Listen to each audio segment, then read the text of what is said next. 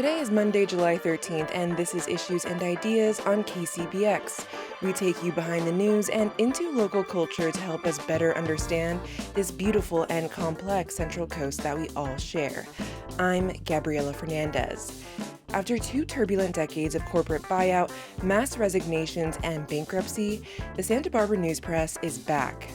We sort of call it a community redemption arc. It's sort of after 20 years of the Santa Barbara News Press, the extraordinary fortune of being able to revive it, save its archives, its legacy, bring many individuals, both community members and paper boys and former reporters and loyal readers back into the fold and revive this important paper. We'll hear about how the paper has been rebuilding its newsroom and contributing to local independent journalism on the Central Coast. And we'll hear about the SLO Music and Arts Festival set to begin this weekend. I've always felt as though that classical music and the performing arts in general is really something for everyone. But first, we'll hear about a meteorological event that's poised to impact the climate globally and potentially along the Central Coast, El Niño.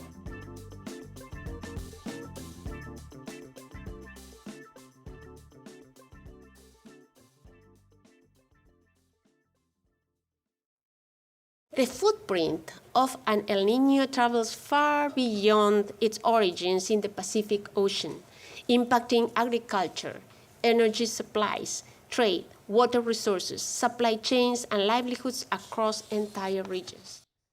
That's Celeste Saulo, Secretary General of the World Meteorological Organization. Last week, Saulo confirmed El Niño conditions are already underway and are forecast to develop into a strong event. El Niño is a major driver of global climate patterns that could worsen weather extremes like drought, heat waves, and heavy rainfall. KCBX's Kendra Hanna speaks with UCSB climate researcher Leila Carvalho on what emerging El Niño conditions could mean for our region.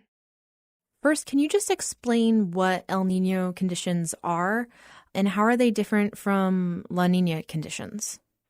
Okay, so El Niño is a phenomenon that happens in Central Pacific when the temperature of the surface of the ocean increases. And then anomalous increase. And this is followed by a decrease in the easterly winds in this region. So the atmosphere and the ocean are coupled. El Niño goes against the normal conditions when you have strong easterly winds and a relatively cooler temperature in the Pacific. So that's the broad definition of El Niños. La Niñas are the opposite. You have much stronger easterly winds in the region, stronger than normal, and then you have the cooling of the same part of the ocean, the Central Pacific. And this has global implications for the climate because these changes in this temperature of the surface of the ocean is coupled to the atmosphere and play an important role in the climate elsewhere locally, but in other regions of the planet as well. Can you give kind of an example of historically what has El Niño conditions looked like locally and how has that impacted this region? In general, what we expect during El Niño years is kind of drier conditions in Northern California, parts of Northeast North America, sometimes wetter conditions in Southern California, more extreme events. This is for the region California. But what is across most areas is warmer temperatures. Now you're seeing that in addition to the warming that we see, the global warming that we are experiencing, we have on top of this an extra warming driven by events like El Niño. I've heard the phrase super El Niño get used a lot. Can you explain what that is and how likely that is to happen this year? Super El Niño refers to the magnitude of this warming in the Pacific, right? So models are predicting that this event will be considered strong because the prediction of a warming, this anomaly above normal, will be around 2 Celsius degrees or 2 degrees Kelvin. And then this is considered a strong El Niño. I think people try to refer this as a phenomenal El Nino or something, because yes, it's going to be, if predictions are correct, which all models are converging to show this is the prediction, it's going to be a moderate to strong event unfolding in the fall and winter of the Northern Hemisphere. When do you think we will start to see these conditions in our region on the Central Coast? When do you think El Nino conditions will start to impact here? Well, the interesting question, because the El Nino impacts depend on the season also. And sometimes impacts goes in one direction and then change direction. This has to do with feedbacks. And so usually, because the phenomenon tends to pick up, be warmer in the fall and winter times, and this also coincides with the wet season in California, this is when we start feeling more the impact of the event. But at this moment, atmospheric circulation is already changing, adjusting to this warming, this convection in Central Pacific that is picking up. But in some locations, yes, some expected impacts have already been shown, signals they are occurring, mostly in South America, because El Nino not only play a role in climate in North America, but also in other regions, and South America is one of them. But we expect the impacts to become more important in our fall, spring in the Southern Hemisphere, spring and fall, and then through the winter here in the Northern Hemisphere and summer in the Southern Hemisphere. And this will impact precipitation, will impact temperature and circulation in general. So the worst of this impact is still to happen. I expect for the Central Coast and Southern California, Northern California, I expect these effects being more felt September, October, November, when the El Nino, the anomalies are expected to be increasing, expect to be higher. And 2027, right? So December, January, February is the period where expected to have impacts, because this is the wet season here. You're listening to Issues and Ideas on KCBX 90.1 FM in San Luis Obispo. KCBX reporter Kendra Hanna is speaking with UCSB climate change researcher Leila Carvalho. And now back to Issues and Ideas.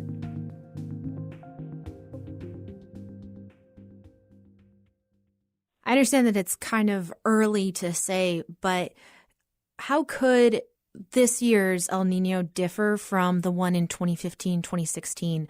Are the conditions going in different at all? Yeah, they are slightly different. At this point, we have warmer temperatures becoming warmer, more eastern of the domain of the Pacific, so that could change things a little bit. If you look at the outlooks, as we say, it's not a forecast. When we give the CPC, Climate Prediction Center and NOAA, they do forecasts, but they also do outlooks. Outlooks are more probabilistic type of forecasts, not the forecast we have on a daily basis, which we can do up to 10 days, say. Those outlooks are a long probability forecasts for a couple of months and different locations. And those outlooks so far, they show that the greatest impacts for early in the season, maybe the fall and winter for our region, are in temperature. And dry conditions in Northern California and warmer conditions in Southern California, Central California, the deserts areas, and more rain in southern U.S. That's more what this outlook looks like at this point. But things can change, obviously, but that's what we have so far based on the official CPC probabilistic predictions. Is it fair to say it's likely that we will experience a lot more rain on the Central Coast this year than we did last winter?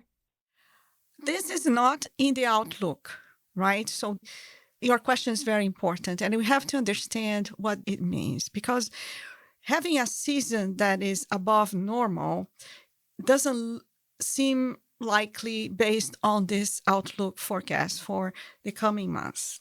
okay, especially fall, January through February. These probabilistic forecasts are not showing signals that say, okay, we're going to have a very good rainy season. We may have a very normal rainy season at this point, except for regions that are influenced by the monsoon. The North American monsoon is important for moisture. The monsoon develops in Central America, and then it moves to North America. And that moisture is important in some regions, especially, I would say, east of the Sierras or Colorado region and Nevada. And we get some of this rain. We get some of the monsoon. Some regions we get the moisture. So that's something that could be influenced. And the other thing that we have to keep in mind, this is the regularity of the rains. These outlooks don't show that we're going to have above normal rainfall. But what we have to be prepared is for extremes, right? So yes, it is possible because the atmosphere will be warmer. And because the atmosphere is warmer, we may get more water vapor in the air. And when conditions are favorable, which may happen during El Nino, because one thing that happens during El Nino is that there is a jet in the atmosphere that is upper level where airplanes fly. And this jet, it moves from west to east. And it's very important because it brings storms. It brings those cyclones, extratropical cyclones, across the northern hemisphere. During El Nino year, this jet, this region, is a little more moved closer to our latitudes, and it undulates more. And that undulation is what may bring more storms to our region. That said, it doesn't mean that we will have maybe consistently above normal rainfall, but we could have extreme events because as the atmosphere will have a lot more water vapor by the time of the winter, probably driven by the higher temperatures, that could increase the probability of extreme events. That's not something that outlooks could actually show, but there's something we should consider. So yes, this year is probably going to be different.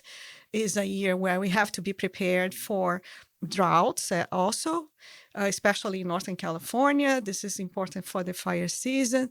For Southern California, the regions that are more influenced by the monsoon may get more rain. Regions that are less, like the coastal areas, during winter may get more storms that may drive, say, atmospheric rivers that have more potential to drop rain and extreme events.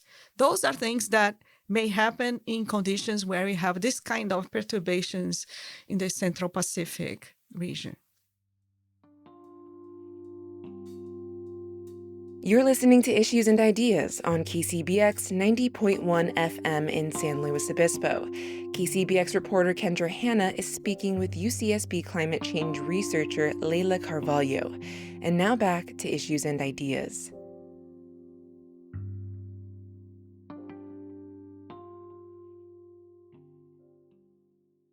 Are there any things that you think either local governments or just, individual people can do to prepare for this? In general, we should be prepared to deal with disasters, right? California is a region subject to disasters independently of El Nino, La Niñas, right? So I think a way that people need to be aware of is obviously to learn how to listen to the weather forecast, to pay attention into official warnings given by NOAA, given by local authorities. This is an important thing that everybody should learn how to read, how to access, because this is part of our education, right? As citizens, understand warnings and watches and follow them. Obviously, if you live near the coastal areas or too close and the hazards areas, yes, every winter is a problem, and this is going to be maybe a more challenging winter with all these storms if they end up reaching Southern California, Central Coast. So yes, authorities need to be ready to act I think forecasts are not that bad when we have forecasts, 5 days forecast, 3 days forecast. Those are generally reliable, right? So we should be able to be prepared to deal with the situation and obviously think of what is necessary to do, repairs that are necessary to do should be done, right? So roads and places where infrastructure needs to be improved. We don't have to wait the disaster to happen. You have to be prepared for the disasters not to happen, right? So I think this is a process, not only for this year, but for years to come. We can't avoid that global warming is here and is increasing our chances for extremes. We are seeing this right now in Europe. We are seeing here. You're seeing all this. Yeah, we have to act and act soon and act together. Are there ways that climate change connects to the El Nino conditions that are predicted for this year beyond that? Well, El Nino is happening, always have happened, and will continue to happen. It has been a process that our planet has to cool down. When the ocean capacity, the heat in the ocean increases, then El Nino is a way that releases this heat back to the atmosphere and so on. So El Nino always existed. What we see now is those events happening on the background of a warming planet. And so in these conditions, if we already have a background that's favoring warmer temperatures or heat waves to happen, now you have a heat wave that's happening in conditions during which the Pacific Ocean, the atmosphere is even warmer because of the El Nino. So there's all this release of heat to the atmosphere, plus all the teleconnections on a background that's already very warm. So that will means that you have much more, perhaps longer heat waves or more intense heat waves. And it has been demonstrated very clearly that nobody's prepared. Look what's happening in Europe right now. People are dying because they are drowning, because they try to cool off in rivers, in places that they are drowning just because they are not prepared. They don't have air conditioning. I was talking to a friend today who is from the Netherlands, and he said, we don't have air conditioning in the Netherlands. And so when they have this, they have nowhere to go, right? So that's the basic thing. Have places for people to cool off, to go to places where we can actually have energy to maintain air conditionings during coming summers, and especially if you have an El Nino. So the El Nino is adding more to what's already there, right? So that's the situation we're probably going to see. And what is more concerned is how these extremes we are going to deal with this, or the environment is going to be dealing with. Right? That's the question mark that nobody's prepared, not even the United States. And not talking about climate change doesn't make it go away, right? It's not because scientists can no longer talk about climate change that climate change suddenly disappears. Well, yeah, let's not talk about it because we don't like it. And so that, because of that, we don't have climate change anymore. No, we have to talk about it to find solutions, to find ways to cope with this, to live with this. Is there anything I haven't asked you yet that you think is important to know? With all this warming, especially dry conditions that are expected, this probability of having drier conditions in Northern California may lead to more wildfires, right? Because we had a good wet season last year. So that means maybe more fuels are building up. And so with a dry forced by El Nino, in addition to the warming, it might lead to wildfires. Maybe not this year, don't know, maybe next year or in the fire seasons in the summer of next year. So those are lingering things, right? We perturb, but there are lingering effects that may not be felt this year, may be felt next year, because then we may switch back again to La Nina, and those will change again the planetary circulation, and the lingering effect may be important to think about as well. Thank you so much for taking the time to talk to me. I really appreciate it. My pleasure. Nice talking to you. That was KCBX's Kendra Hanna speaking with UCSB professor and climate change researcher Leila Carvalho.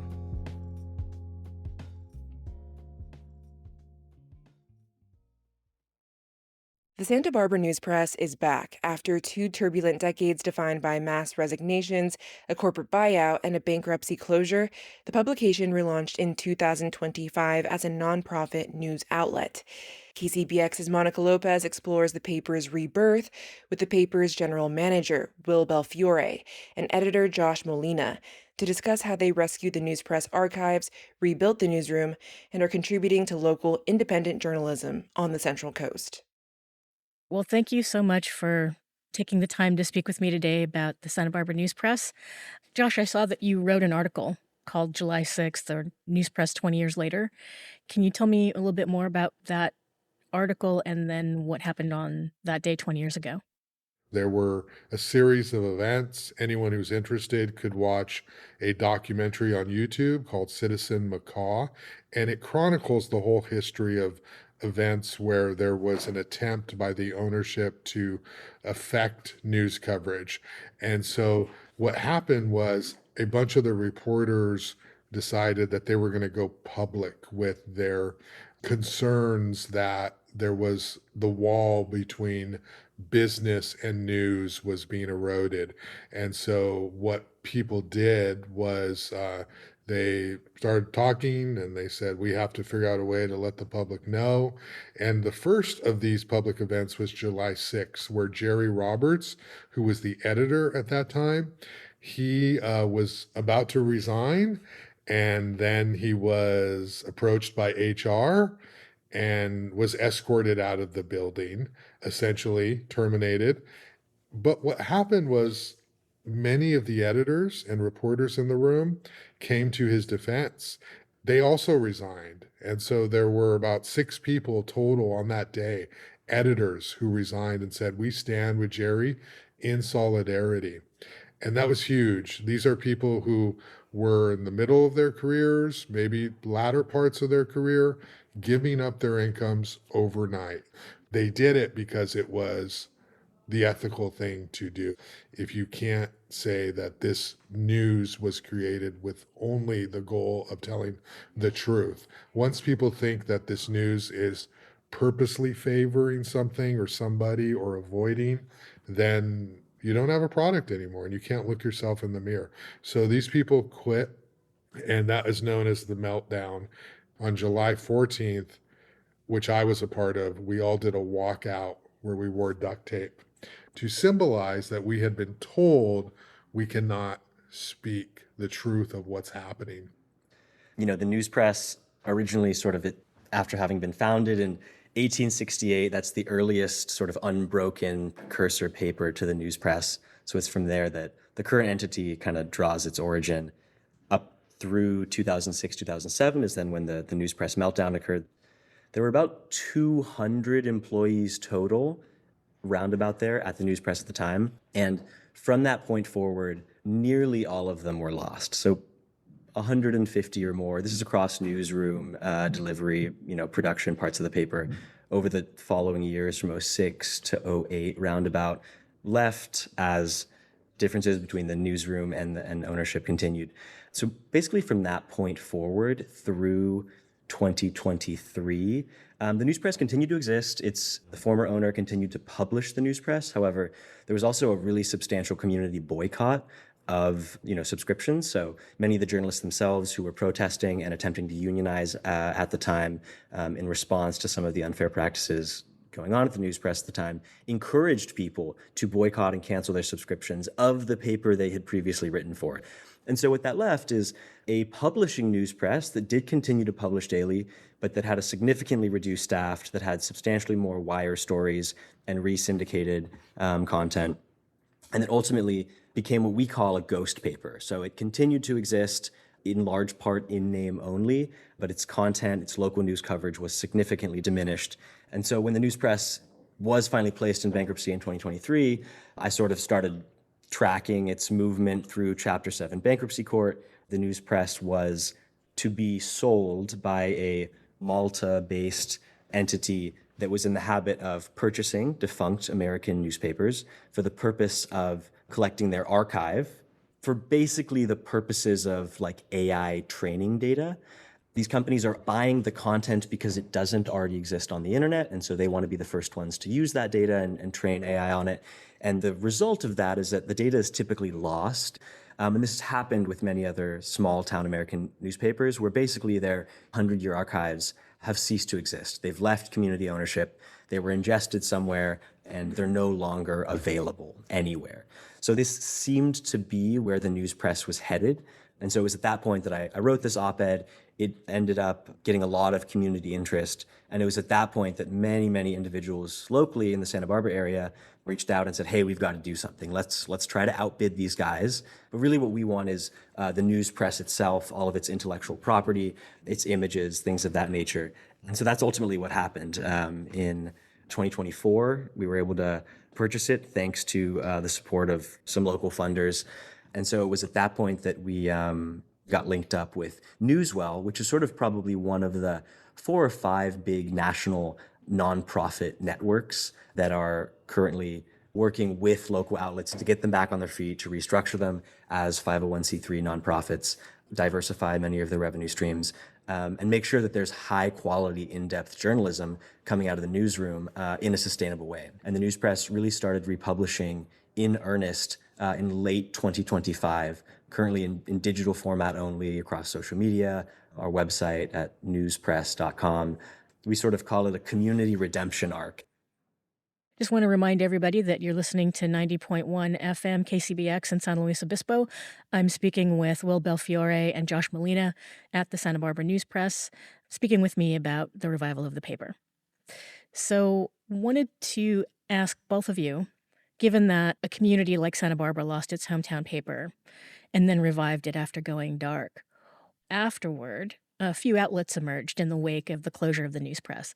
How do you envision the paper fitting into the new current local landscape in this latest iteration?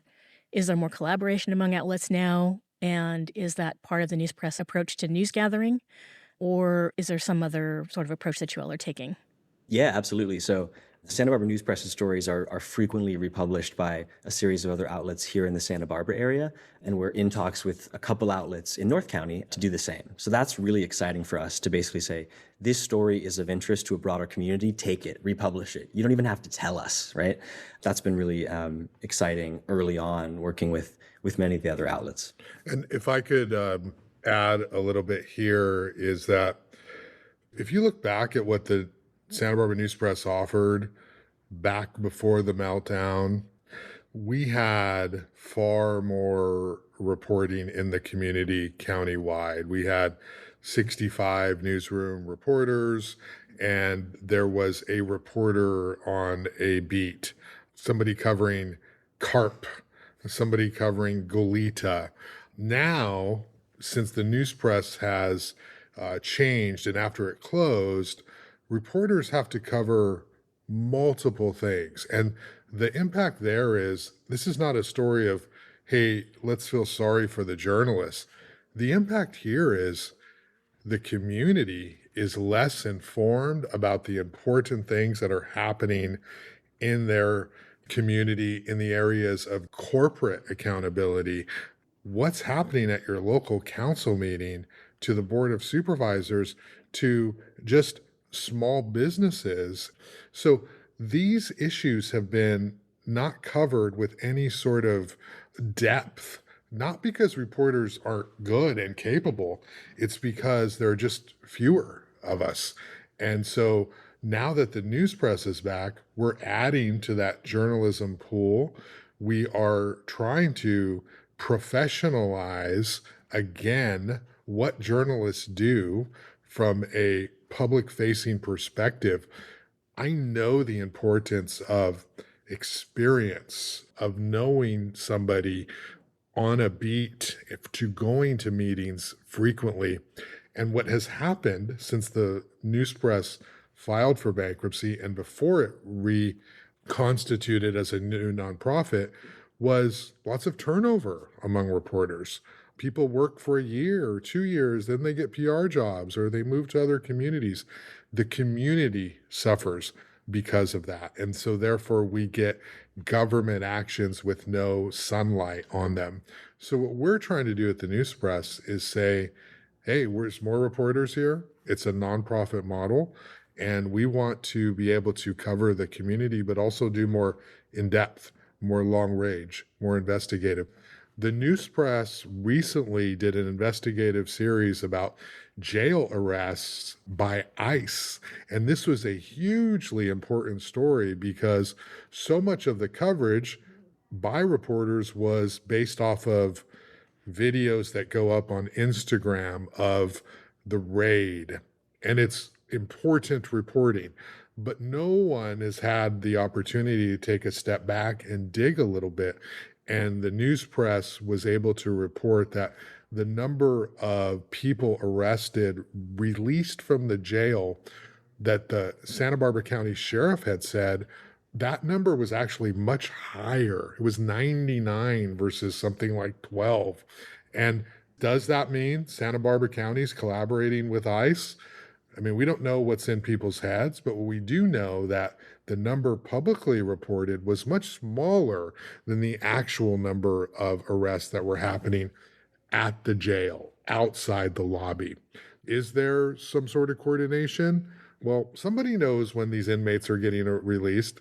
The news press was able to use multiple databases to explain that and to talk to somebody who was released and instantly deported within seconds. And so this is the kind of stuff that we want to do more of. We're also covering smaller stories more effectively. County Board of Supervisors, Santa Barbara City Hall. We are trying to be additive in the sense of we just have more reporters out there to cover the community, and everyone benefits from that type of increased coverage. How many reporters do you have now on staff? So we have 3 full-time reporters. I am the editor. I also report. So we have a newsroom of 4. However, we do have a team of 6 paid interns this summer who are really doing incredible work. We have a team of about 10 people out there covering the community. And I will say this, reporters are not police officers. We're not firefighters. We are not first responders. However, the role we play in the community is equally as important in terms of the dissemination of information that empowers people to make better decisions about their lives. And so we as journalists are trying to treat reporters with the respect they deserve through wages, through health benefits, to say, we're going to pay you a living wage so you can live in the community that you cover. And that's not always the case in journalism. That's not a Santa Barbara County thing.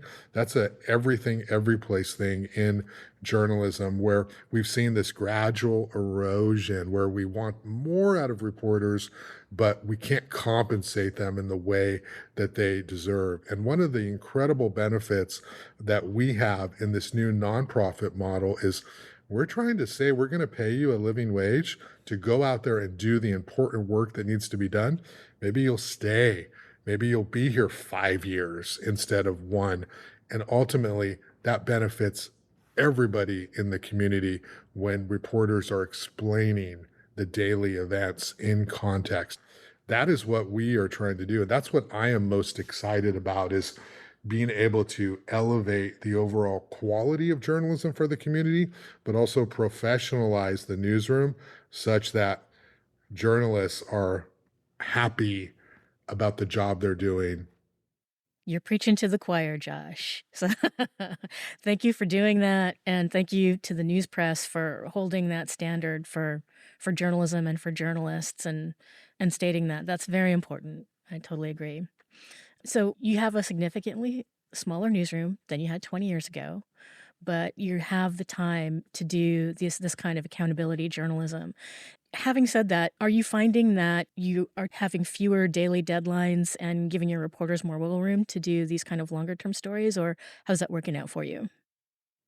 We're trying to do a little bit of both. One, we are new, so it is a priority for us to let people know, hey, there's news on our website. We are providing coverage. So we are trying to publish every day. It's important. People know that news happens every day, and we don't expect you to check in with us once a week. That being said, yes, we are trying to give our reporters some room, some breathing room. You can't do great journalism in an hour. Sometimes it takes time to fully investigate. Sources don't always give you the information when you want it. You have to wait. You have to ask multiple times. You have to fill out public records requests. This type of journalism takes time. And this is why we're so important. This is why journalism is so important, is because when you have a smaller press corps, those in power get more comfortable with not being asked questions, or reporters not asking questions one, two, three, four times. They know that if they delay, maybe the reporter's going to go away. We, with more reporters, we're saying, hey, we're not going to go away. We're going to be consistent, and we want to be able to tell these stories. And so if a story takes a week, 2 weeks, or in the case of the jail investigation, 3 months, it is well worth it. And I think people want that. They want a mix of storytelling, and we're trying to give them that. Just want to remind everybody that you're listening to 90.1 FM KCBX in San Luis Obispo. I'm speaking with Will Belfiore and Josh Molina at the Santa Barbara News Press, speaking with me about the revival of the paper. What does success look like for the news press as a manager, as an editor, now and 5 years from now? Yeah, what we're really looking to do with the news press in the near term here is grow. And we do have a very much, a growing newsroom. And we are hiring. So in the coming months, we're expanding, we're growing. And that's really exciting. What we're looking to do is provide that comprehensive daily coverage that Josh is talking about. That's both daily stories, longer, not just the what of the daily story, but the why, those little bit more in-depth pieces, as well as really significant investigative and watchdog pieces as well. So, over the course of the next several years, we're looking to build out that newsroom so that we can provide coverage to really the whole county. Yeah, and I think just to add on to that, from the journalistic mindset, success to me means that everyone has equal access to information. And what I mean by that is, the more powerful people in our society, they kind of need journalism less because their situation is set. They're comfortable. In fact, they don't actually benefit when more people know about things that are happening. I see journalism as about empowerment, as accessibility, as about giving people the information and the tools that they need to make better decisions in their lives, to sort of equalize the playing field. It's covering the housing issues. It's covering the plight and the challenges of renters. It's covering the plight and the challenges of immigrants, of the challenges of the education system, healthcare. We are empowered because the news press is telling our stories, and that is the goal for our readers. For the internal, our goal is we pay our employees a living wage, they get health benefits, and they feel confident and proud to go out there every day and do the work that is as important as any other job in our society. Thank you both, Will Belfiore and Josh Molina, for joining me today talking about the Santa Barbara News Press in its newly revived form as an outlet nonprofit in Santa Barbara. You're listening to KCBX 90.1 FM in San Luis Obispo. Music, film, food, and live performances are taking center stage on the Central Coast. The San Luis Obispo Music and Arts Festival by Festival Mozaic returns this week. The more than 2-week festival is best known for its classical music programming, but it also showcases a wide range of artistic experiences and features renowned musicians. KCBX's Marisa Waddell speaks with Festival Mozaic Executive Director Lloyd Tanner about what to expect this summer.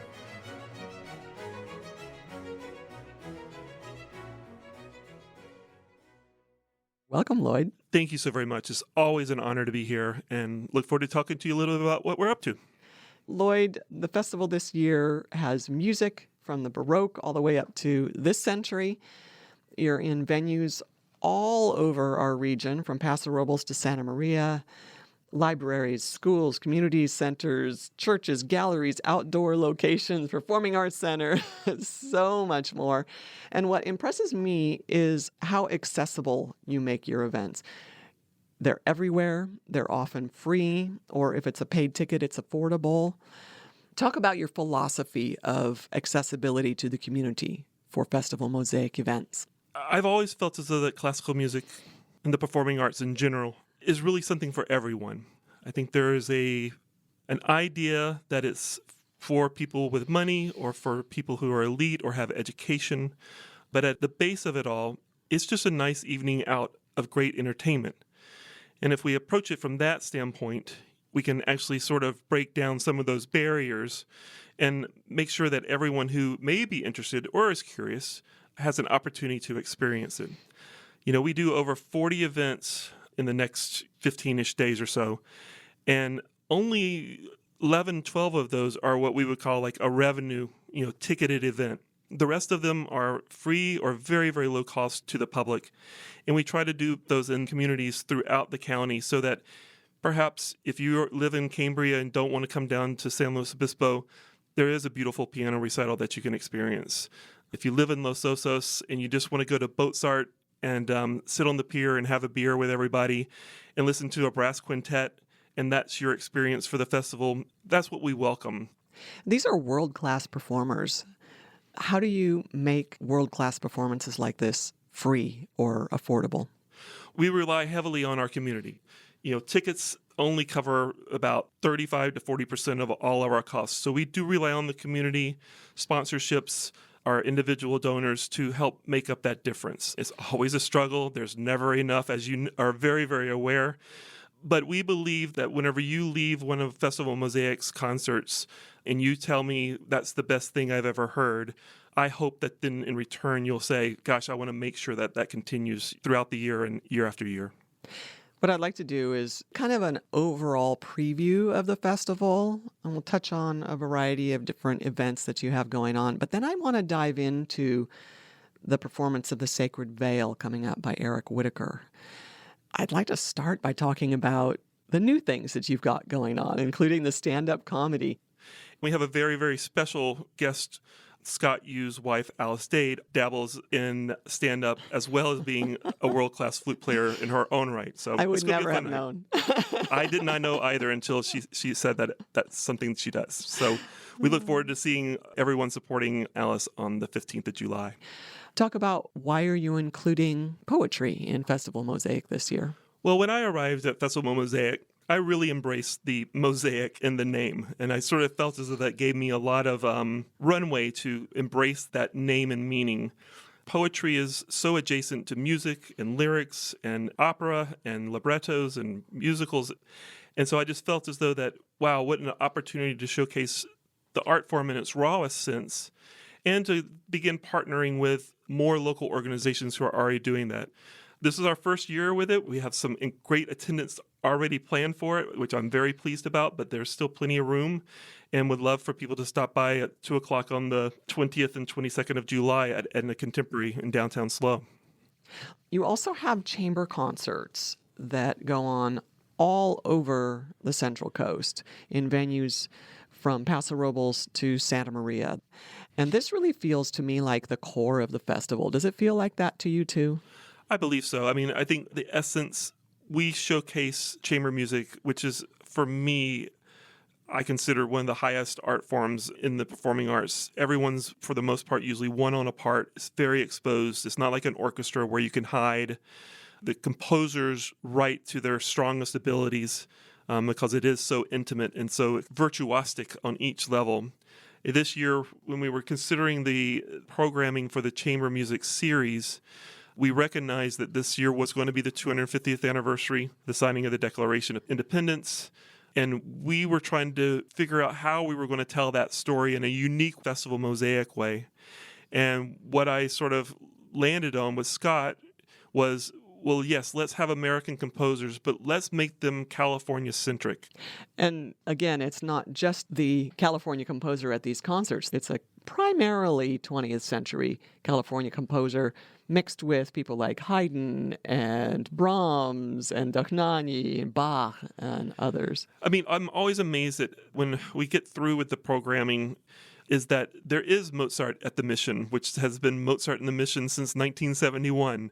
We're doing the Wind Serenade, the Grand Partitia, which is probably one of the most beautiful pieces that he wrote. But yes, still having some very familiar things, but also then introducing our audience to new composers. And I think one of the things that Scott does very, very well, and I've really expanded this series, is his Insight series, which we do the day before the performance, so that if maybe there is a piece that you're not quite as familiar with, you come spend an hour with us. Scott walks you through that work, through that composer, and you get some insight to that piece. And so when you're sitting down at the concert and it happens, it's not quite so unfamiliar anymore. And so those insights are on a different day Correct, from yes, the concert yes. itself, the chamber concert. You have those in a variety of different places too. And you have one that's actually a soiree. Talk about that one. The Insight Soiree is a little bit of a compromise between the social aspect of people being able to have some light refreshments, socialize with their fellow patrons and friends, but then to also get some insight into John Adams' Shaker Loops, which is just an incredible work that if you're not familiar with it, again, these are the reasons why we try to do these events, is so that you'll get a little bit of knowledge, and maybe if you've never heard it before, won't be quite so surprising on the concert.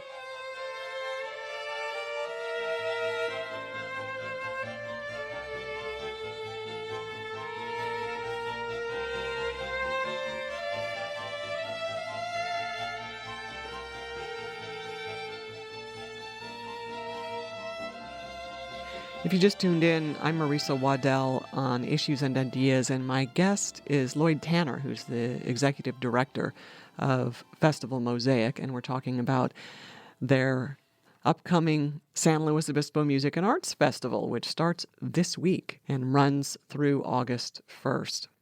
So, Lloyd, I want to talk about Sea Canyon, one of the non-classical events that you traditionally do during the festival. And this year you've got ukulele virtuoso from Hawaii, Taimane.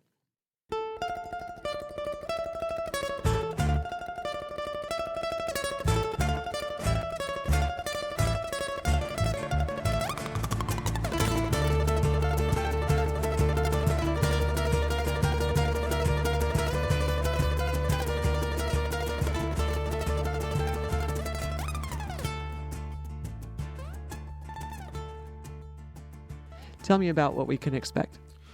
I mean, I've been embracing the Sea Canyon Fruit Ranch venue as sort of our world music kind of opportunity. It's outdoors, it's late afternoon, you can bring a picnic, you can sit out on the lawn.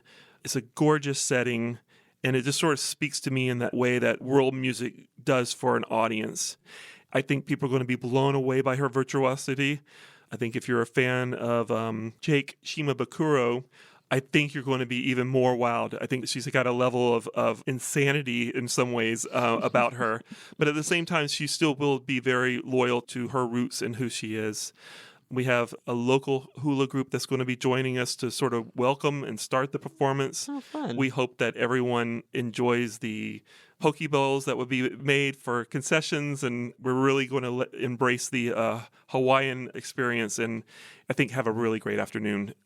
Before we get to the Sacred Veil, I want to talk about the finale concert at the PAC. This one features some big works. You've got pianist Sergei Babayan playing Rachmaninoff's second piano concerto, and there's also a contemporary work by Earl Kim, and Brahms' Symphony No. 2 is on the program as well. That's a big concert. Yeah, whenever all these musicians come together to form the orchestra, I would say that on any given night in any city around the world, those musicians would compete with the very, very best of them all. The Brahms Second Symphony is, I consider to be one of his most beautiful works.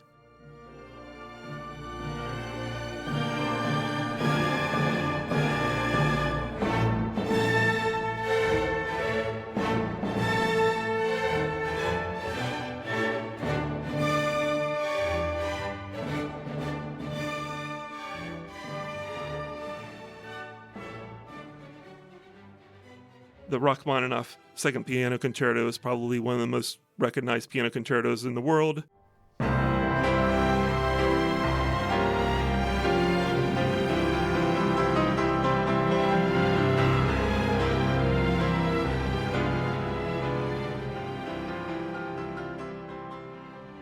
Sergei is one of the most prolific Russian interpreters of the classical music repertoire, and I'm certain that he is going to do an interpretation that will astound the audience.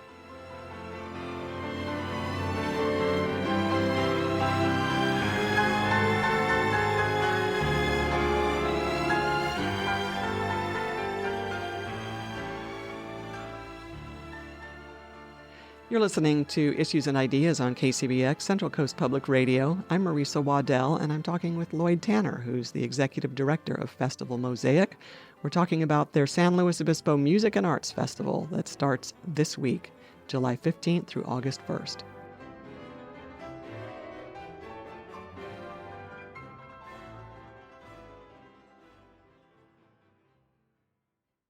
All right, let's dive into the Sacred Veil. When I heard last year that you were bringing Eric Whitacre, I got very excited.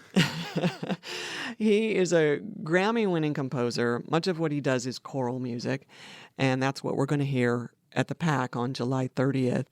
This work that is being presented tackles a very deep subject. It's about the love between Charles Anthony Silvestri, who is a poet, his love of his wife, her love of him, and then her diagnosis and death from ovarian cancer, just shy of her 36th birthday. That's a very difficult subject to tackle in a musical work. Tell me why you selected this piece and why you're bringing Eric Whitacre to the Performing Arts Center to perform this gorgeous work.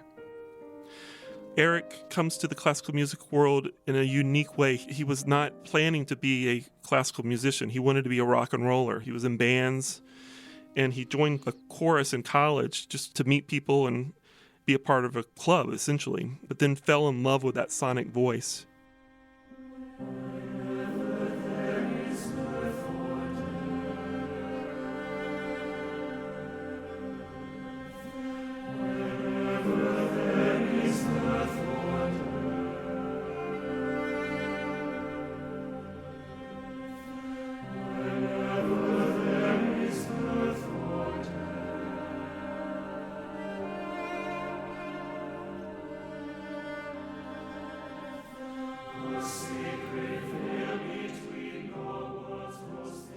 This is not your mom and dad's Sunday church choir music. He definitely paints with sound and creates intensities that are very unique in the world. And I'm really pleased to bring him here to San Luis Obispo. We've been trying to do this for several years, and it just finally worked out. The Sacred Veil is a journey of what you just said, love, grief, but he doesn't leave you down. There is a redemption at the end, and there is love and hope. I hope people feel the love that actually the whole piece is about. It's not the loss, it's the love. It truly is. Silvestri is a poet and a history professor. There's also poetry from Silvestri's wife, Julie, and even text from the doctor's diagnoses and treatment plans, which was fascinating to me. There's a movement called I'm Afraid, and it begins, I'm afraid we've found something.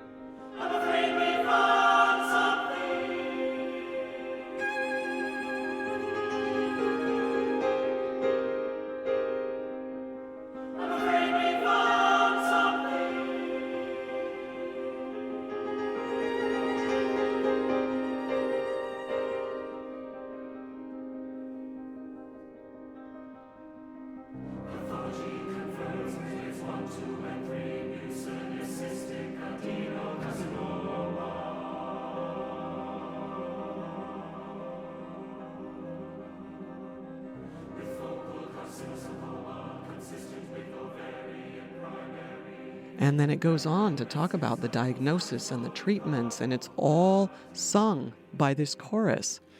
We're bringing up 16 vocalists from the LA Master Chorale, and they're joining 16 vocalists from here in San Luis Obispo from various choruses.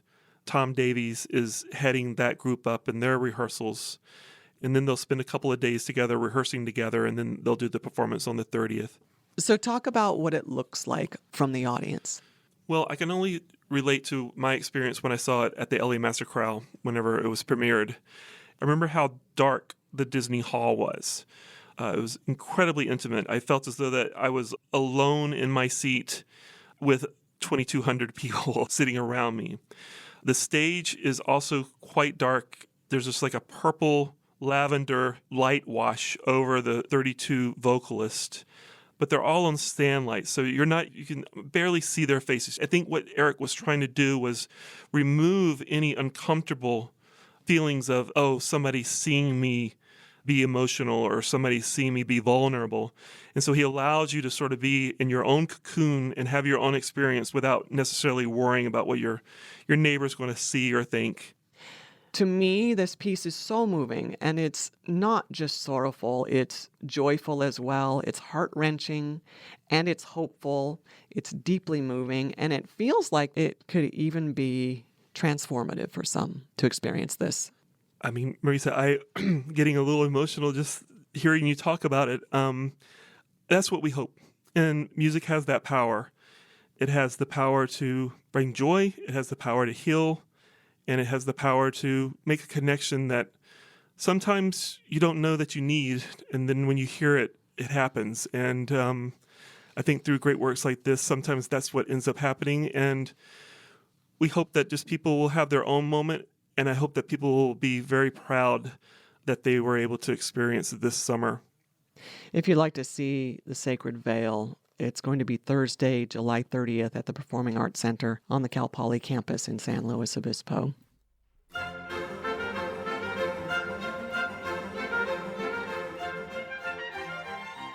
And if you want to see any of these works and see the entire lineup of more than 40 events across the next 2.5 weeks between now and August 1st, you can go to Festival Mozaic.org. Thank you once again for your support. Thanks to KCBX for all you do to promote all the local music and musicians throughout the year. We look forward to seeing everyone. I hope they have a great San Luis Obispo Summer Music and Arts Festival this July. Thank you, Lloyd.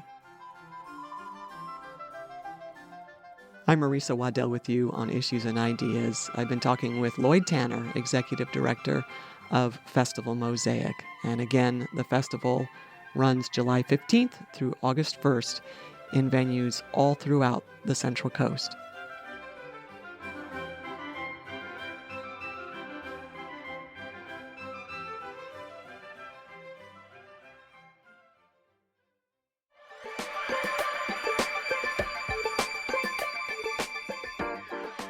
And that'll do it for this week's show. Our theme song is Soul Sync by Ketsa. You've been listening to Issues and Ideas on KCBX 90.1 FM in San Luis Obispo. Thanks to everyone who contributed to this week's program. Kendra Hanna, Monica Lopez, and Marisa Waddell. Today's show was mixed and produced by Emily Harris. Our executive producer is Monica Lopez. Hank Hadley is our operations director. And I'm this week's host and KCBX Assistant News Director, Gabriela Fernandez. See you next time.